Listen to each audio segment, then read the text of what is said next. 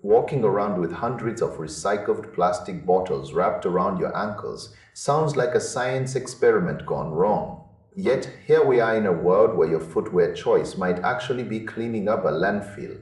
Timberland is leaning hard into this narrative with their latest mid-priced boots. You might have seen these things popping up everywhere lately. They look sharp. They have that rugged, classic aesthetic that works whether you are wearing beat-up denim or actual dress slacks. That is a hard balance to strike for $100. Most cheap boots look like plastic. These actually feel like quality. The heart of the comfort comes from that memory foam footbed. It is plush. It is soft. It makes you feel like you could walk across the city without your heels screaming at you. And they are waterproof. That is a massive win. People are testing these in slush and rain and coming home with dry socks. But do not let the marketing department pull a fast one on you. The sustainability story is a bit messy. Sure, 345 million bottles recycled since 2009 is an incredible number. It is legit. But these are still leather boots.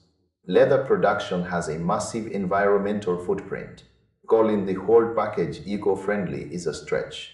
It is more like a step in the right direction rather than a total green revolution.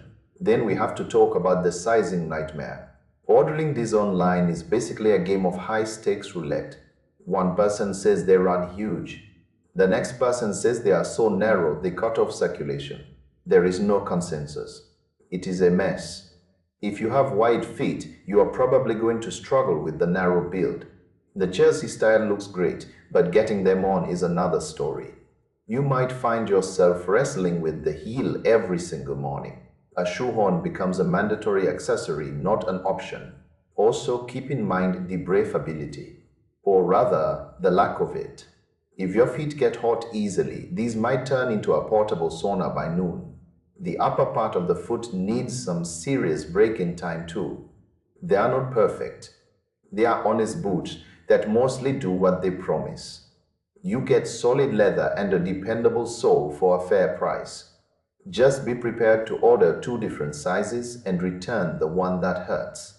It is the price we pay for looking good while trying to be a little kinder to the planet.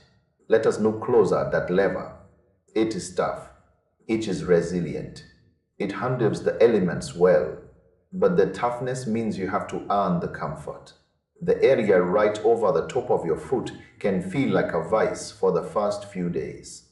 It takes heat and movement to get that hide to relax. Once it does, the fit becomes personal. It molds to your gait.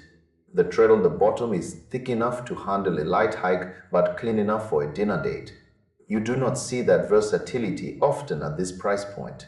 It usually feels like you are choosing between a heavy work boot or a flimsy fashion statement. This boot tries to live in the middle ground. It succeeds most of the time. Just remember that the recycled lining is just one piece of a much larger puzzle.